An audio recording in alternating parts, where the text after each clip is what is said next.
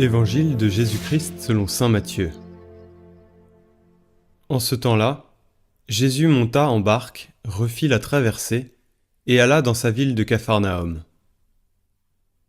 Et voici qu'on lui présenta un paralysé, couché sur une civière.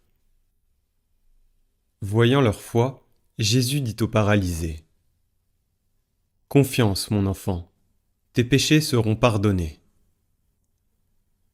Et voici que certains parmi les scribes se disaient : « Celui-là blasphème. » Mais Jésus, connaissant leurs pensées, demanda : « Pourquoi avez-vous des pensées mauvaises ? En effet, qu'est-ce qui est le plus facile ? Dire : Tes péchés sont pardonnés ? Ou bien dire : Lève-toi et marche ? Eh bien, pour que vous sachiez que le Fils de l'homme a le pouvoir sur la terre de pardonner les péchés, Jésus s'adressa alors au paralysé : Lève-toi, prends ta civière et rentre dans ta maison. Il se leva et rentra dans sa maison. Voyant cela, les foules furent saisies de crainte et rendirent gloire à Dieu qui a donné un tel pouvoir aux hommes.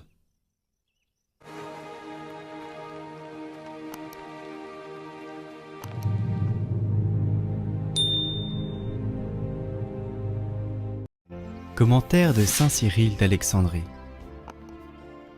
La foule rendit gloire à Dieu qui a donné un tel pouvoir aux hommes. Le paralysé, incurable, était étendu sur son lit. Après avoir épuisé l'art des médecins, il est venu porté par les siens vers le seul vrai médecin, le médecin qui vient du ciel. Mais quand il a été placé devant lui, celui qui pouvait le guérir, c'est sa foi qui a attiré le regard du Seigneur. Pour bien montrer que cette foi détruisait le péché, Jésus a déclaré aussitôt : « Tes péchés sont pardonnés. » On me dira peut-être : cet homme voulait être guéri de sa maladie, pourquoi le Christ lui annonce-t-il la rémission de ses péchés ? C'était pour que tu apprennes que Dieu voit le cœur de l'homme dans le silence et sans bruit, qu'il contemple les chemins de tous les vivants.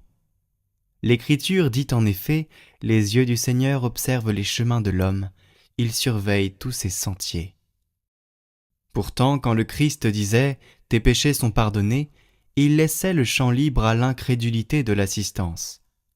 Le pardon des péchés ne se voit pas avec nos yeux de chair. Alors quand le paralysé se lève et marche, il manifeste avec évidence que le Christ possède la puissance de Dieu.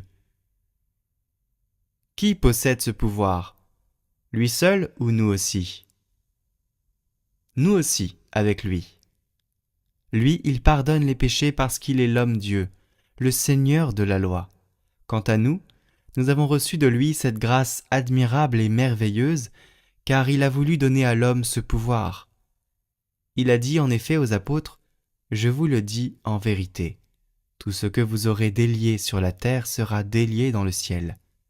Et encore, tout homme à qui vous remettrez ses péchés lui seront remis. »